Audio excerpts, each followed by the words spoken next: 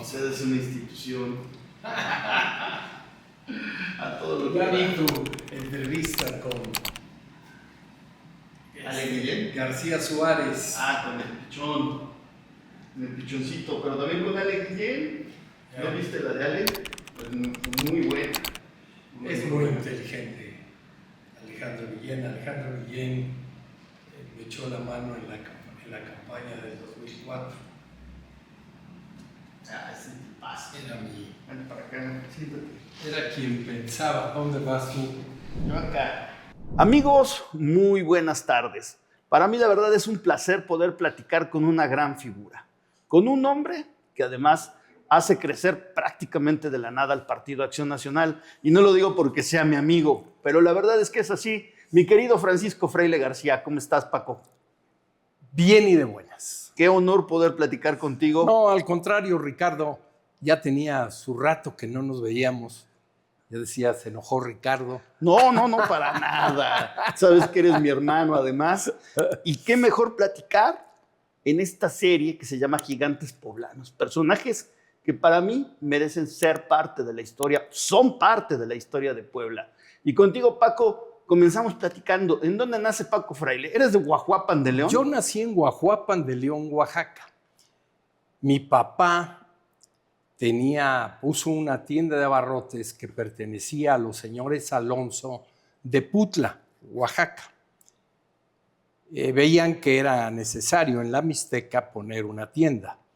Y entonces se pone la tienda y la puerta de la entrada de la tienda colindaba con la puerta de la casa de mi abuelo, don Antonio García Peral. Y conoce a mi mamá y se casa muy joven mi mamá en relación a mi papá. Le llevaba prácticamente casi 20 años de diferencia, pero fueron muy felices. La verdad, tanto mi padre como mi madre, un ejemplo a todo dar. ¿Qué día naces? Un 19 de septiembre de 1948, domingo, y nazco en quien me trae al mundo o ayuda a mi madre a salir del vientre, fue un doctor de nombre Díaz. Ya falleció, desde luego, era grande en ese momento también. Con forces me tuvieron que sacar porque me pasé del tiempo de estar en el vientre de mi mamá.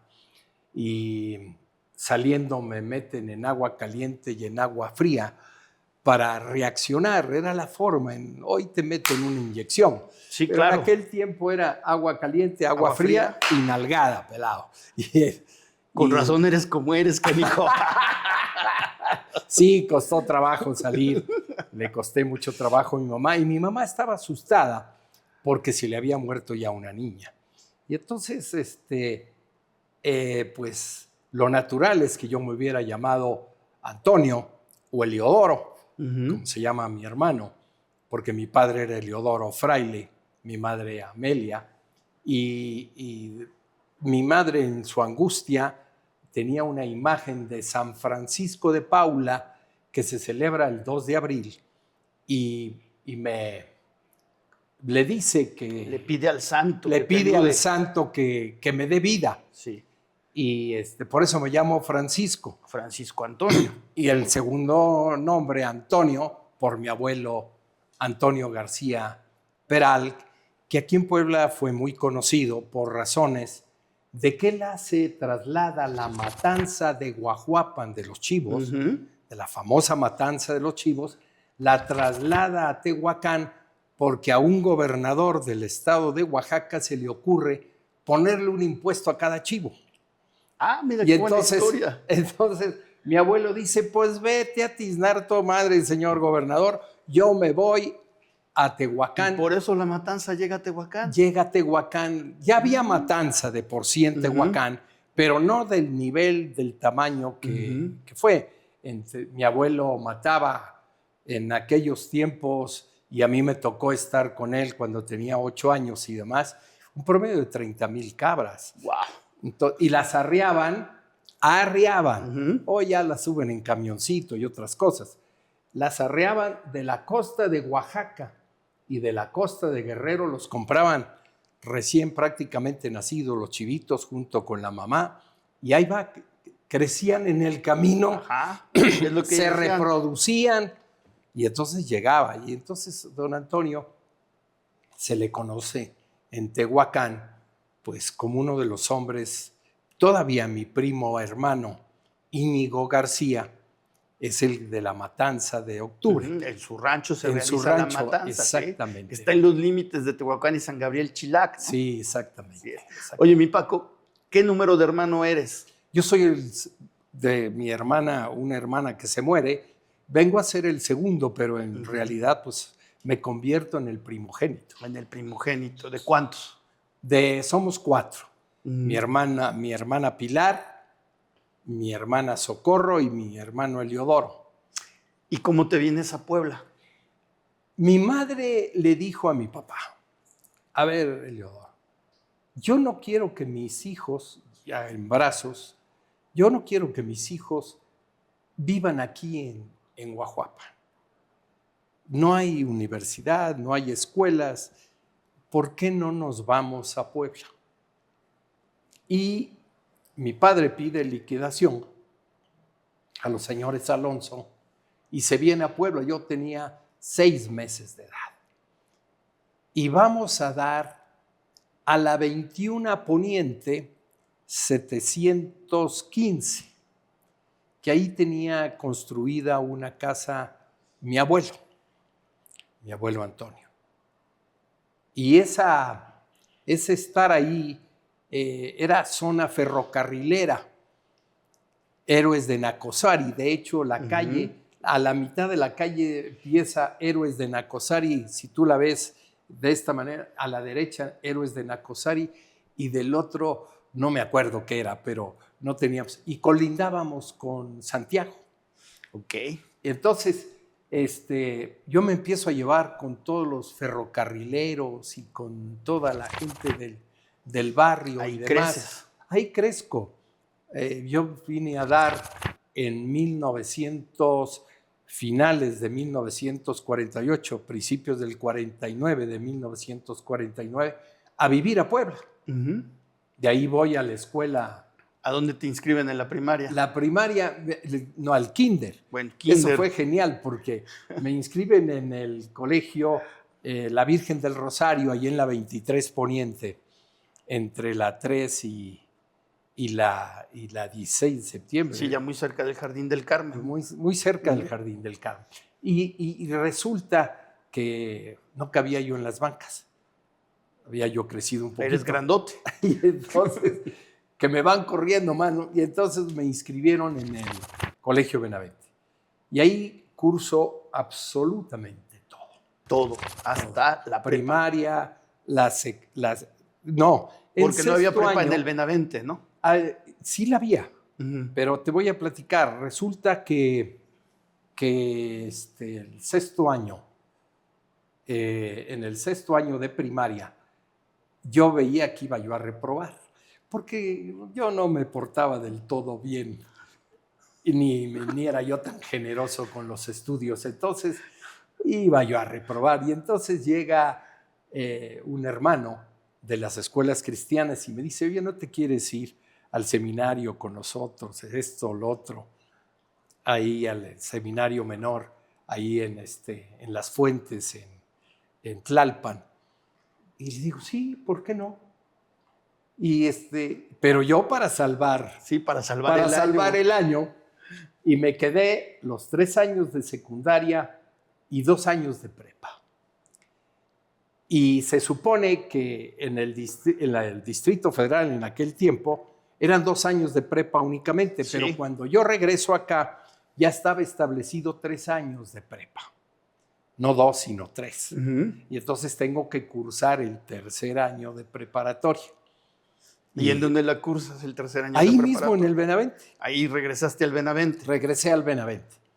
Y de ahí me voy y luego pues... papá, me gustaría estudiar en la Ibero de México.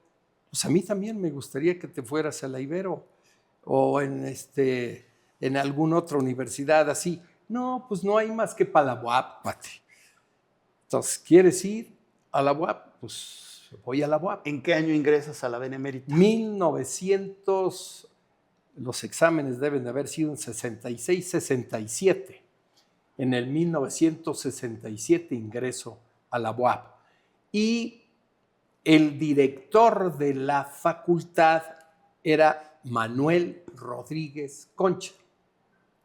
Esta facultad era una facultad, la tenían como una escuelita. ¿Como incorporada, algo así? No. Pertenecía a la UAP. Pero no le daban el peso. Pero no le daban el peso. ¿Qué facultad era? La Facultad de Administración. Administración. Facultad de Administración de Empresas.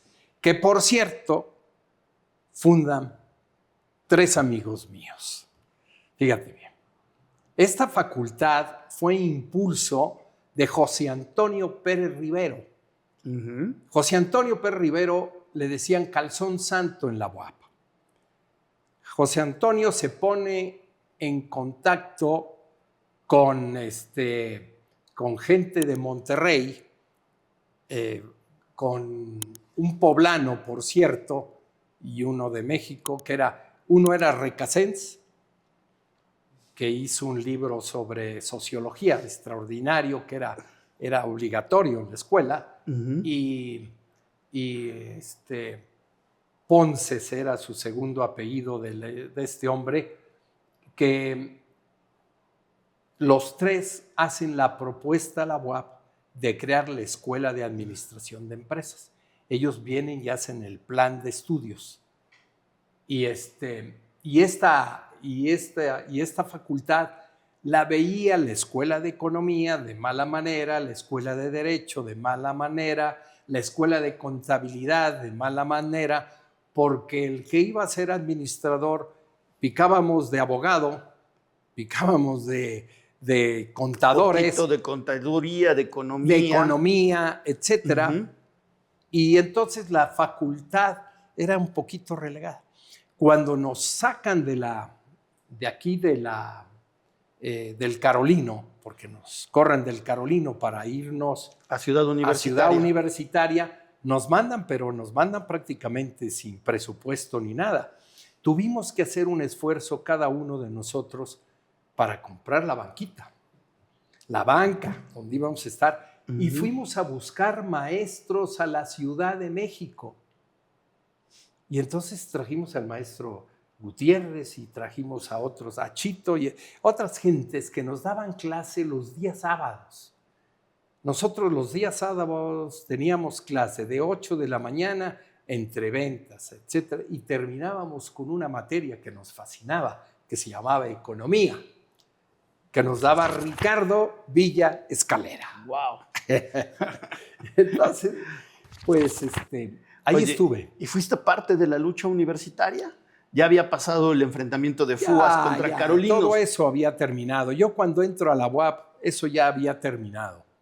Pero ahí todavía hubo un periodo difícil, ¿no? Porque después viene la separación precisamente y la fundación de la Universidad Popular Autónoma del Estado de Puebla, sí, ¿no? Pero no es en una confrontación FUAS Carolinos o cosa por el estilo, porque esto quiero que se aclare, porque la Facultad de Administración, junto con una parte de arquitectura, una parte de ingeniería, una parte de contabilidad, una parte de economía, muy pocos de economía, por cierto, pues hacen que se separe. A mí no me toca esa separación. Yo salgo antes. ¿Tú ya habías salido?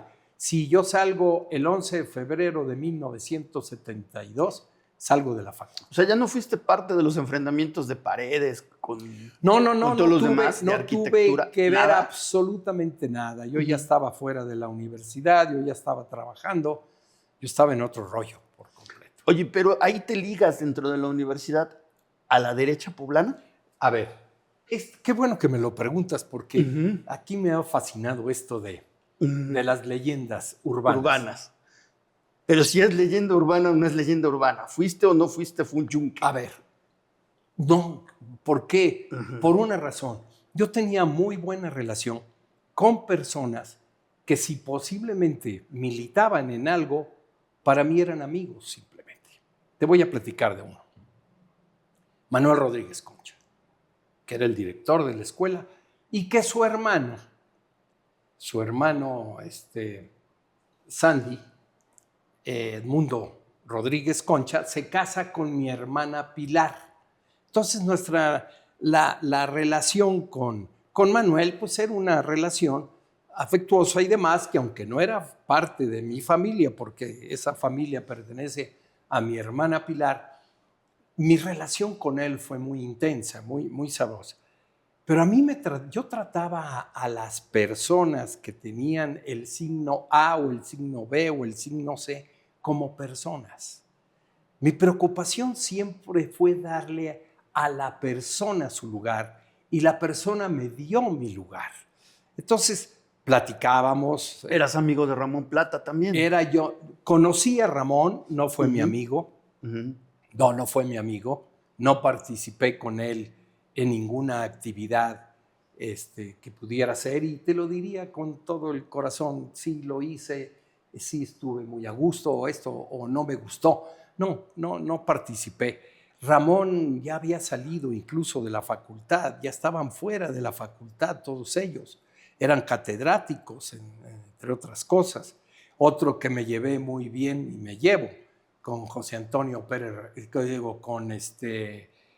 José Antonio Arrubarrena, que también era un hombre intelectual, muy capaz, platicaba. A mí me gustó el diálogo con las personas, pero igual lo hacía con Rivera Terrazas, e igual lo hacía con Vélez Pliego, igual lo hice con Yáñez, igual lo hice con todos los demás. Es decir, para mí la persona como tal tiene muchas cosas que me puede enseñar y que puedo aprender de él. Pero ahí todavía no eres político, digámoslo así. Pero empiezo lo prepolítico porque el Consejo Universitario decide apoyar al Comité Nacional de Huelga en 1968. Y nuestra facultad, entre que no teníamos maestros, entre que la banca, en que esto y el otro, estábamos retrasados en el programa. Y entonces la facultad, en una asamblea, decide no apoyar al Comité Nacional de Huelga. Ahí empezó el enfrentamiento conmigo. Entonces un día estaba yo en San Baltasar, Campeche, organizando un mitin en contra precisamente del Comité Nacional de Huelga, y se para un camión del Colegio América, y dije yo, nos vienen a apoyar. No era el Colegio América, se habían adueñado del camión los de la UAP, y ahí me llevaron. Y entonces me llevaron frente al Consejo Universitario, frente a los rectores, porque era un triunvirato en ese tiempo, fíjate. Eran 4, no sé por qué le llamaban triunvirato, pero estaban 4. Pero es que era un triunvirato de 4. Esos eran los que dirigían la UAP. Y entonces ahí empieza un asunto de leyenda que es muy importante, porque estaba yo platicando con ellos y todos ellos me decían, Paco, eres muy inteligente, ¿por qué no apoyas el movimiento? Le digo, porque los están usando a los chavos. La verdad, yo así lo apreciaba y así lo sentía. Y además estamos retrasados. Nosotros estamos en otra onda. Y en eso suena el teléfono, los teléfonos negros, aquellos antiguos, y nadie quería contestar el teléfono porque la secretaria dice, oiga, les hablan de la zona militar. Hijo, man. Y entonces, hubieras visto... Oye, todavía a la fecha, cuando te dicen eso, duele el estómago. Bueno, pues nomás te voy a decir que el cuarteto estaba más que angustiado por el tema. Y entonces ahí viene un sentido de que si yo era FUA o no era FUA. Bueno, hasta de la CIA me dijeron en esa tarde que era yo de la CIA, porque intervenía el ejército. Ahora te voy a platicar la verdad de la historia. Mi compañero de banca, desde primaria, secundaria, preparatoria y carrera era Alfonso Díaz Ordaz Balleres, que acaba de fallecer hace unos meses y me dolió en el alma. Alfonso era sobrino carnal del presidente de la República. Cuando mis papás se enteran de que yo estoy secuestrado o me llevaron, se angustian y van a ver a la mamá de Alfonso y le dicen: señora, le pido por mi hijo, no le vaya a pasar, no lo vayan a golpear. Hermana del señor presidente. Cuñada del señor presidente. Presidente. Y entonces hay una decisión ahí. Le habla la cuñada al presidente de la República, el presidente le contesta a la cuñada y de ahí sale la orden al ejército de decir que me suelte. Liberen a ese joven. Liberen a ese joven, pero liberen a los otros, no solamente a mí, sino a los 5 que estábamos ahí. Y entonces nos liberan a los 5 y pego una carrera. Es la mejor carrera física que creo he hecho en mi vida. De ahí de la Puerta del Carolino a la 5 Sur y la 3, donde está San Agustín. Y ahí estaban haciendo un drenaje profundo, porque venían detrás de mí. Me soltaron de la universidad, pero no me soltaron en lo personal. Y entonces corro y sin pensarlo más, me tiro dentro del hoyo. Había estado lloviendo y demás, me tiro dentro del hoyo, me quedo con la mitad de las piernas en lodo y no me muevo. Y entonces llegan todos los revolucionarios de ese tiempo y dicen: te lo dije, tiene nexos con los curas y seguramente los agustinos ya lo guardaron, son unos... Ese hecho, bueno, a mí me hicieron mi placa, una fotografía en donde decía que era yo FUA. Esta es la leyenda del FUA. Esto es lo que yo sé de ese momento. Yo regresé. Por cierto, el triunvirato ese me pidió que estaba yo expulsado en la universidad. Y mi respuesta fue: pues me importa un bledo, yo termino acá. Y terminé en la UAP mis estudios. No me fui a otra universidad.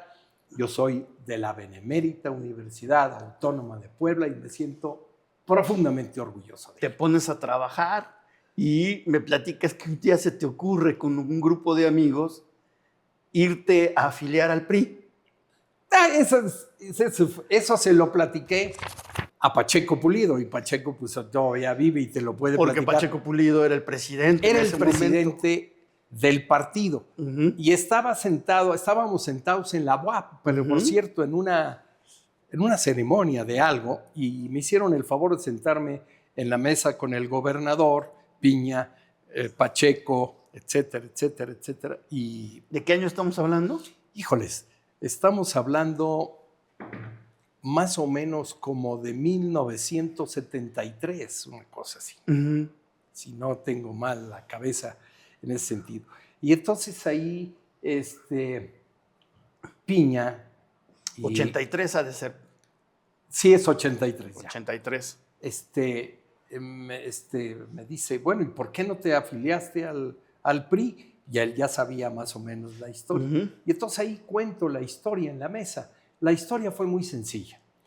Nos reunimos 4 amigos: José Manuel Martínez, Jaime Zurita, Alejandro Serrano y un servidor. Y creo que alguien de Chiapas, si no mal me acuerdo. Velasco se apellidaba. Y vamos a ver a Pacheco Pulido. Nos recibe Pacheco Pulido. ¿Por qué nos recibe Pacheco Pulido?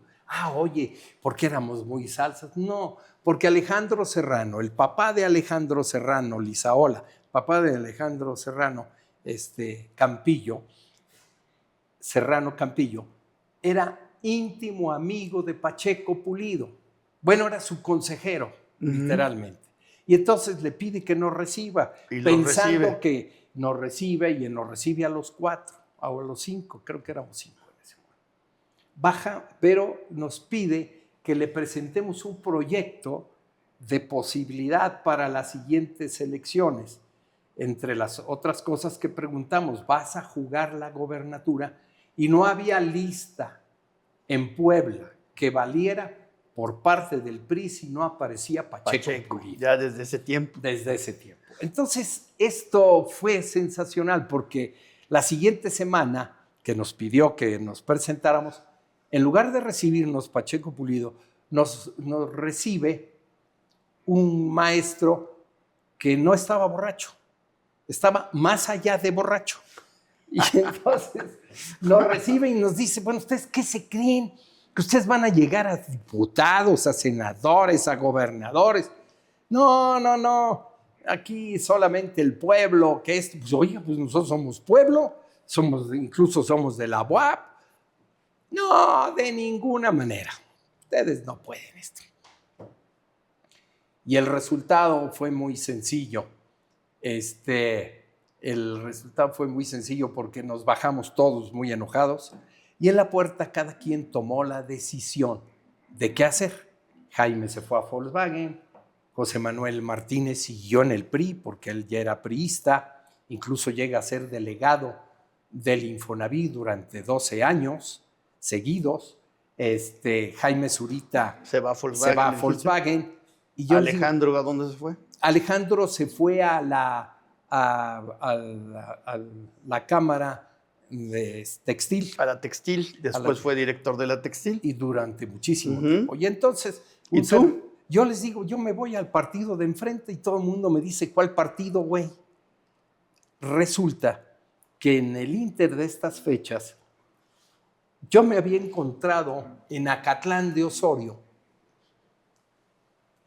Había ido a trabajar, yo trabajaba de comisionista y me encanta andar de comisionista. Y entonces, saliendo de ver a un cliente, había un calor bárbaro, era 11 de febrero, exactamente de 1974.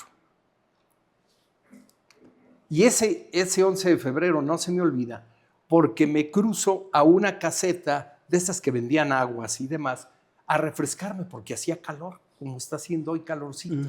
Aquí y en la Mixteca debe de estar bastante caliente. Sí, por lo menos 10 arriba. Fácil. Y entonces me siento y de repente llega un personaje muy bien puesto, y me dice, ¿no le gustaría ser miembro del Partido Acción Nacional? ¿Qué? ¿No le gustaría entrar al Partido Acción Nacional? ¿A mí? ¿Se dirige usted a mí? Sí, no sé qué es el Partido Acción Nacional. Pues yo voy, no, ¿para dónde va usted ahorita? Yo voy para Guajuapan. Voy a trabajar Guajuapan y voy a seguir hasta Oaxaca. Pues hoy en la noche doy una conferencia en el Comité Directivo Municipal de Guajuapan. Ojalá me acompañe. Pero yo quiero hacerlo miembro del Partido Acción Nacional. ¿Cuál es su nombre? Francisco Antonio Fraile García. Saca una credencial y me la firma. Y me dice, lo único que le falta es el sello del PAN, que quiero que se lo pongan, ya sea si usted se va a inscribir por Puebla o por Guajuapan. Ese hombre era José Ángel Conchello, que llegó a ser senador de la República y para mí el mejor senador de la República que hemos tenido. Porque ahora está discusión, otra vez el tema. Hoyo de Dona. Fue el que descubrió que teníamos una serie de piedras en el Golfo de México y que nuestra extensión territorial en el mar, las 30 kilómetros que nos correspondían al estar estas rocas en una cercanía con los 30 kilómetros, nos daba otros 30 kilómetros y ahora a lo mejor vamos a empezar a entender a Trump. Resulta que esos 30 kilómetros más nos permiten la extracción de petróleo nuestro, claro, a 2,000, 3,000 metros de profundidad, que no es meter un popotito. Hay que hacer un poquito más de esfuerzo. Poquitito nada más. Y entonces, pero es José Ángel Conchello fue el que le dio esa extensión del Golfo de México.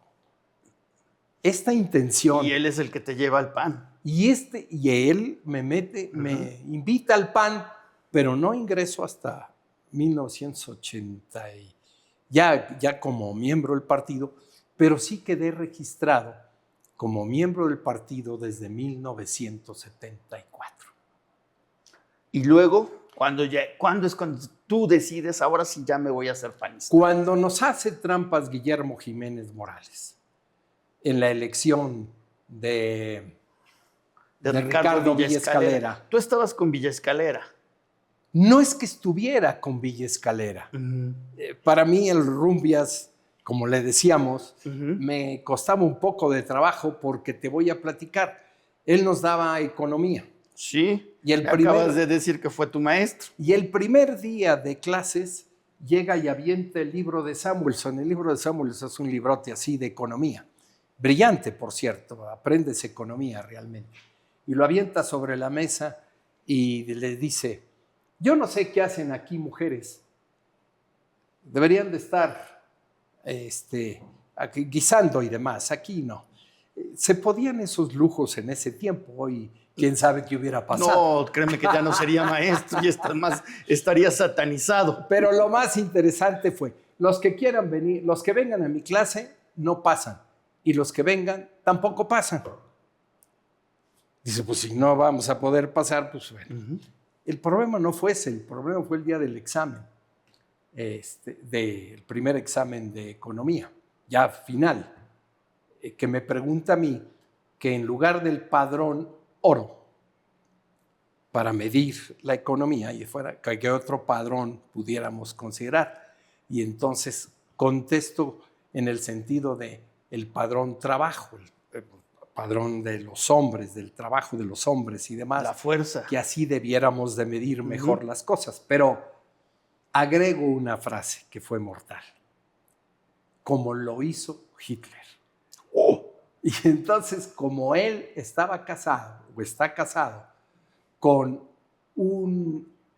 una inglesa que adicionalmente su papá era el líder de los estibadores en Londres, y pues tenían todo el sentimiento de lo que había pasado en la Segunda Guerra Mundial, pues vaya, la respuesta de él fue -10 de calificación.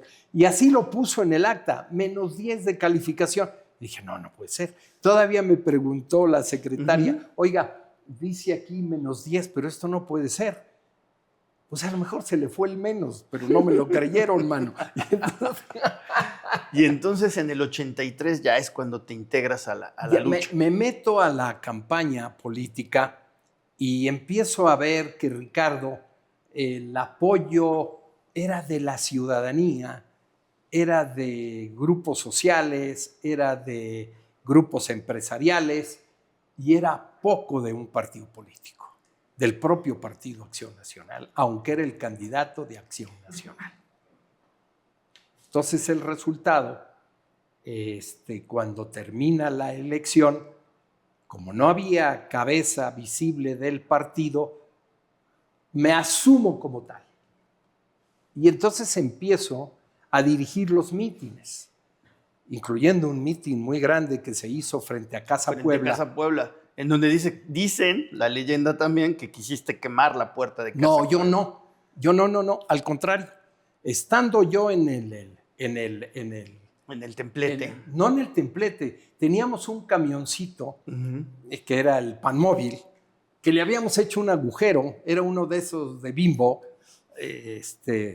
ya muy viejito, le hicimos un agujero, le pusimos barandilla y era nuestra tribuna.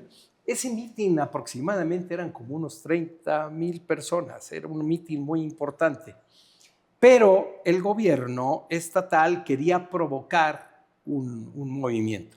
Y uno de los hombres técnicos que hacía estas operaciones desde el gobierno era un personaje que conoces, que se llama Mario Marín Torres, que estaba en la Secretaría de Gobernación, en la Dirección de Gobernación, en un edificio aquí muy feo cerca de Reforma.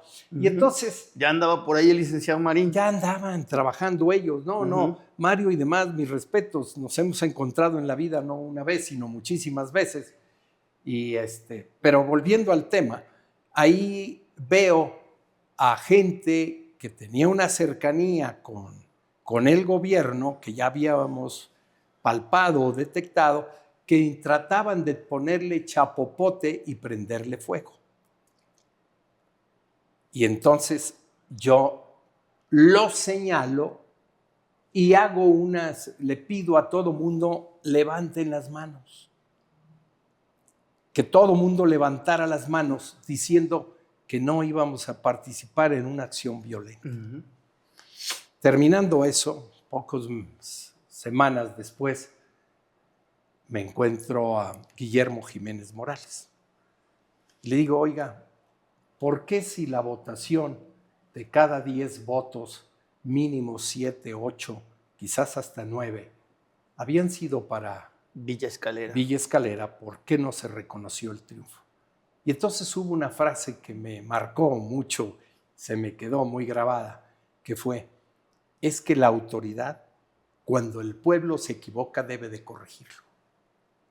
¿Cómo? Sí, si el pueblo vota equivocadamente, el gobierno en turno debe de tener la fuerza para corregir eso. No se van a arrepentir con el profesor Murat, y no nos arrepentimos. Fue un trabajo excelente de Murat y hay que reconocer. Se llega con un fraude, pero hay un trabajo legítimo de operación, que incluso es uno de los hombres que más se ha preocupado por ponerle arbolitos que todavía vemos en muchas calles de la ciudad de Puebla. La ciudad de Puebla, en cada una de las banquetas. ¿Y en qué año te haces dirigente estatal del PAN? No, dilato. Viene una crisis después de esto, ¿no? Viene una crisis entre los viejos panistas y los nuevos panistas. Pero eso viene los que llegan, digamos, de nuevo cuño, como tú y otros. Pero aquí viene porque el día que nos dijeron que no en el glorioso Partido Revolucionario Institucional, entonces me voy al PAN, llego y le digo, oiga, yo tengo esta credencial del Partido Acción Nacional. Ah, qué bueno. ¿Y dónde vive usted ahora? Vivo aquí en Puebla, quiero inscribirme al partido. Y entonces me inscriben en el partido, en un libro de raya, de esos de raya de los antiguos. De los antiguos. Pone, y oiga, ¿con cuánto va usted a cooperar? A mí me iba muy bien en las cuestiones económicas. Y le digo, con 100 pesos. ¿De veras? Oiga, y le digo, oiga, ¿y qué literatura me da? Ya me había regalado un libro que le recomiendo a todos, que se llama, me lo había regalado con Cheyo, 1915, que son discursos de Manuel Gómez Morín en relación a varios temas, entre otros la revolución, la razón de muchos, la universidad, porque él fue rector de la universidad y demás. Y entonces me regala, y ahí don Pedro de la Torre García Cano me regala libros, etcétera, el reglamento, los estatutos, y pregunto, oiga, ¿y cómo se llega a la dirigencia del partido? Dice, pues de acuerdo a la votación y al número de gente que vote por usted. ¿Y cómo se afilia uno? ¿Cómo se afilió usted? Pues diciendo, ni siquiera dije sí, sino me entregaron mi credencial. Dice, pues tiene usted que llenar esta ficha, era una ficha azulita. Tenía una serie de datos, entre otros la de ni siquiera credencial de elector, no estábamos hablando todavía de esas maravillas de ahora. Y entonces llenábamos esa y tenías, ya si ya eres miembro del partido, tenías que avalar la ficha del otro. Y entonces cada semana, iba yo a Tezutlán a trabajar y al mismo tiempo afiliar. Iba yo a Zacatlán y al mismo tiempo afiliar. Iba yo a Acatlán y al mismo tiempo afiliar. Y así fui afiliando, que me ha sorprendido ver en el padrón del partido actual, pues muchísima gente que me acompañó en los años 90 y en los años 2000, sobre todo en la primera década, en el esfuerzo por el Partido Acción Nacional, que fueron de esas gentes que fuimos incorporando. Cuando llega la hora de la votación, pues viene el recuento y gano contundentemente, y entonces los que tenían el derecho de estar ahí por mayor antigüedad me reclaman el tema y me dicen que había yo hecho un fraude. Los foristas, ¿no? Esos no, esos vienen después, pero ahí se empezó a gestar. Y entonces ponen en duda. Y ¿En qué año estamos hablando? 1985 aproximadamente. Y entonces yo le digo, oiga, 85, 86, si no mal me acuerdo. Oiga, pues vamos a checarlo. Saque usted su libro de rayas y chequemos si fulano de tal que asistió está inscrito o no está inscrito. Entonces sí checamos uno por uno. Cuando terminó, me dice don Pedro, dice, no me di cuenta. ¿Qué no se dio cuenta usted, don Pedro? Que usted traía sus fichitas de afiliación cada semana. Y cada semana obligatoriamente iba yo a entregar fichas. Y así fue la entrada al Partido Acción Nacional. Derecha. Y empieza a crecer el Partido Acción Nacional, ¿no? Contigo ya como dirigente. Por una razón que creo que vale la pena que hoy los actuales dirigentes lo volvieran a hacer. No era ir a ver panistas. A los panistas los ponía yo normalmente al final del día, ya casi como una convivencia final. Empezaba yo muy temprano. Empezaba por si había algún radio, pequeño radio, mediano radio, o radio comunitario, cosas por el estilo que existían en ese momento, o había un periódico en Zacatlán, en Chinahuapan, o en Tezutlán, o en Huauchinango. Iba yo a verlos, iba yo a platicar con ellos. Luego iba yo a ver, preguntaba quiénes eran los principales curas del lugar, me iba yo a visitar, quiénes eran los principales pastores del lugar. No hice una clasificación en el sentido esto sí o esto no, parejo. Oiga, los abarroteros, fulano, perengano, sutano. Oiga, hay industriales, sí, que el de la esfera, que sí, que el de la maquila de ropa en Tezutlán, que sí. Pero iba yo de visita, iba yo a decirles, oiga, queremos fundar el Partido Acción Nacional, espero que lo vea usted de buen talante, de buena manera. Y entonces esto abría los espacios de relación. Entonces, yo llegaba, por ejemplo, con don Felipe Haddad a Tezutlán, y don Felipe, yo le iba a vender la grasa de zapatos, el malvavisco y todos los productos que llevaba, y me decía, te espero a las 3 de la tarde en la peluquería. Y en la peluquería, él en un sillón, yo en el otro, nos poníamos a platicar. Oiga, ¿cómo la ve? ¿Quién le gustaría a usted para próximo presidente municipal? Pues tú ya sabes que soy del PRI. Sí, don Felipe, pero pues también tenemos nuestro corazoncito, etcétera, etcétera. Y un día sale el nombre de Jesús Masip Ríos en esas conversaciones. Y dice, se equivocaron los de mi partido, vamos a apoyarlo. Y se gana la primera elección de Jesús Masip Ríos con la aprobación de los hombres principales del lugar, por las relaciones que se entablaron. ¿Ya me entiendes? Sí. Porque el secreto no es ir a ver a los propios de casa, es bueno. No, es ir a ver a los que no nos ven o lo que ni siquiera nos aprecia. Entonces me empiezo a encontrar con organizaciones difíciles y duras, como la 28 de octubre, o como Antorcha Campesina, y algunos sindicatos como la CETEM, el sindicato de Volkswagen, etcétera, etcétera, y empiezo a dialogar con ellos, importándome un bledo. Don Blas, por ejemplo, el día que le voy a pedir una entrevista para mi libro ¿Y los obreros qué? Que es la historia del sindicato de Volkswagen, me dice, a ti no te doy una entrevista. ¿Y por qué no, don Blas? Porque tú eres un traidor a la patria. ¿Y por qué soy traidor a la patria, don Blas? Porque eres del PAN. Tal cual, con todas sus letras. ¿Está bien, don Blas? Por eso en el libro viene una entrevista que le hace Montero Ponce a don Blas. A Blas Chumacero. Que le pregunta lo que yo le iba a preguntar. Y entonces ahí lo aprovecho. Oye, ¿y cómo eran esos primeros años? Porque no tenías acceso a medios de comunicación seguramente. El gobierno seguramente también te perseguía, ¿no? No creo que haya sido tan fácil. No me perseguían. Quizás, como yo sí iba yo a la radio y golpeaba. Es más, me conocieron como Bronco propiamente. ¿No? Así te conocí. Muy bronco y muy puesto. Y establecí, fíjate, hasta miedo le daba al buen Javier López Díaz, en paz descanse, cuando te recibía. Sí, porque, bueno, es otra contar, pero fíjate, por ejemplo, cada domingo empecé a dar una rueda de prensa. Y en muchas ocasiones puse la línea de la semana a discutir. En otras eran respuestas y demás, pero había la sabrosura de decirlo. Nunca tuve miedo a decirlo.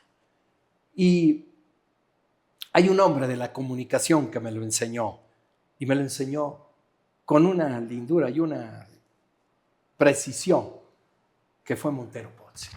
Don Enrique Montero Ponce, un día me encuentra en la calle y me dice, yo quiero que vayas a mi programa el próximo martes o miércoles. Sí, señor, ¿cómo no? ¿A qué horas? A tal hora.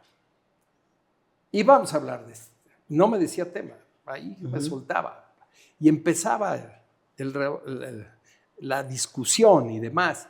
Y ya pasados los años, prácticamente 40 años después de que empezaron esas idas a la radio con él y demás, Jesús Manuel Hernández me abría también la puerta, y después me empezaron a abrir todos la puerta.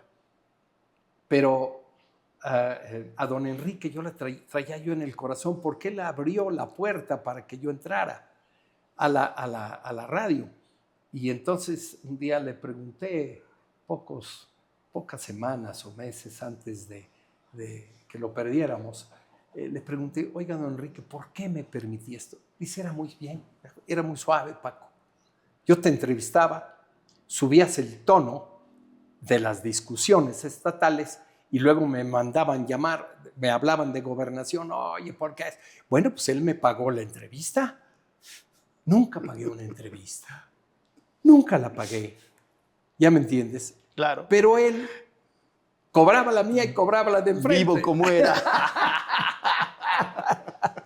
Entonces, pues esta fue la forma de hacerlo. ¿Y cómo fueron tu relación con dos gobernadores con los que te tocó mucho convivir? Piña Olaya y con Manuel Bartlett. Con los dos termino de amigos. ¿Se puede ser amigo a pesar de que seas un opositor? Siempre que no insultes ni ofendas. Yo te puedo decir cosas que necesitas escuchar o que yo siento que tú necesitas escuchar de mí. Pero no tiene que pasar por el ámbito del insulto o de la ofensa y tener que pedirte una disculpa. No, esto está mal. Con Guillermo Jiménez Morales, que es el primero que me invita a que me sume yo al PRI, que deje yo el PAN, que me sume yo al PRI. Desde ahí empezaron todos los gobernadores, sin excepción, excepción del último Salomón, que no me invitaron a pertenecer a su partido político. Todavía Miguel me invitó a pertenecer a Morena. Y no sé, con Alejandro no me he sentado. Alejandro lo conozco porque le hice un meeting durante 2 años seguidos, cada martes en Acatzingo. Cuando ganó la elección. Cuando gana la elección. Raimundo García García, que en paz descanse. Así es, efectivamente. Pero volviendo al asunto, pues para mí era importantísimo el trato humano, ¿ya me entiendes? No pelearme, pero sí decir las cosas. Además, yo no estaba defendiendo a Paco, ni a mi esposa, ni a mis hijos. Estaba yo defendiendo las cuestiones de Estado, las cuestiones de un partido político, las cuestiones que corresponden a todos, y que esa es la manera de expresarnos con todos, porque si no nos expresamos de esta manera, se va a morir la comunicación. Si nos convertimos simplemente en que saco el incensario, hago la genuflexión, ¿y a qué horas son, señor? Las horas que usted diga. Esto es matar el periodismo y esto es matar la oposición. Bendita oposición, y mientras más centrada, serena, fuerte, fue provocando cambios. Oye, ¿y en qué momento decides hacer un cambio generacional dentro del PAN? ¿En qué momento surgen los bautizados cachorros de fraile? Y también, yo sé que te bautiza como el pastor, mi querido Zeus Munive. ¿En qué momento nace el pastor y en qué momento nacen los cachorros de fraile? ¿Quién fue entonces? Fue Humberto Aguilar. Ah, Humberto Aguilar. Bueno, pero Zeus Munive la retoma en sus columnas para llamarte el pastor. Esto te lo va a contestar. Cuando llega Maquillo, que incluso hacemos una gira muy interesante en el estado y demás, Maquillo me dice, vente conmigo a la campaña nacional. Y entonces le digo, no, porque alguien tiene que quedarse en el rancho, alguien tiene que hacer la talacha de aquí. Pero está Humberto Aguilar, está Pepín Espina, Bonrerich, está, ¿quién otro se fue? Héctor Vera, Oscar Vera, y todos ellos se suman a la campaña de Maquillo, y yo me quedo acá. Y entonces digo, aquí hay que hacer crecer esta fiesta. Entonces, ¿qué era lo que yo empezaba a buscar? De la sociedad, posibilidades. Ana Teresa, Jorge Osejo, que venía de Coparmex, esto, lo otro. Y empiezo a proyectarlos y como presidente del partido me quedo como presidente. Me tocaban 6 años, pero me eché 8 gracias a mis adversarios.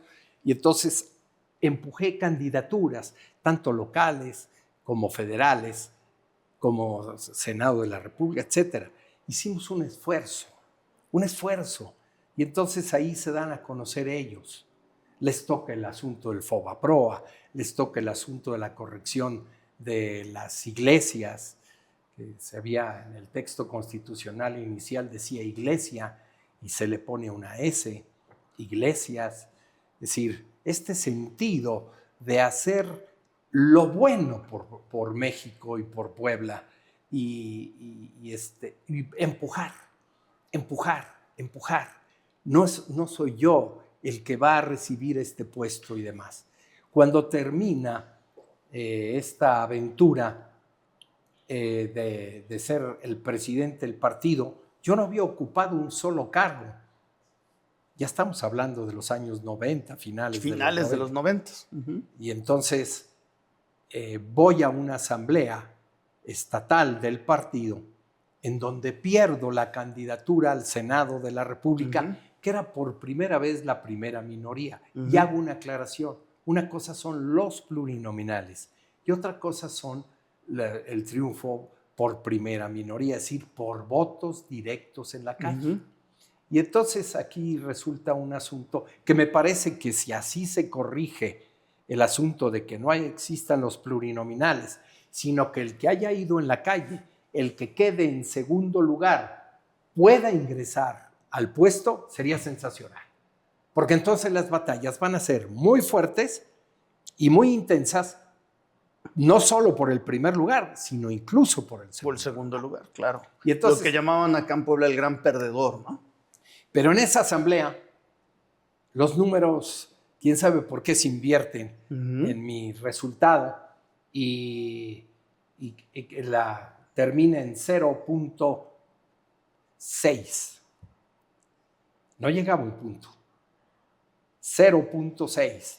Y entonces Juan Carlos, que presidía, le pido me entero de la situación, le pido la ficha y le digo a toda la asamblea gritaba Paco, y le digo a todos, oigan, yo perdí por 0.6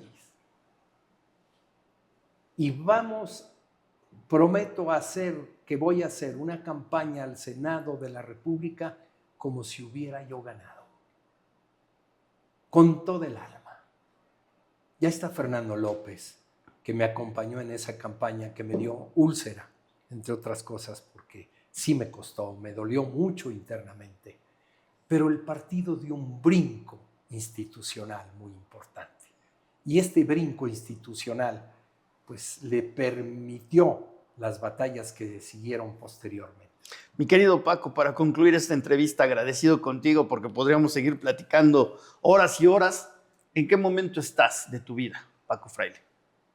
Yo en un momento muy padre, porque entre la edad, la satisfacción de haber hecho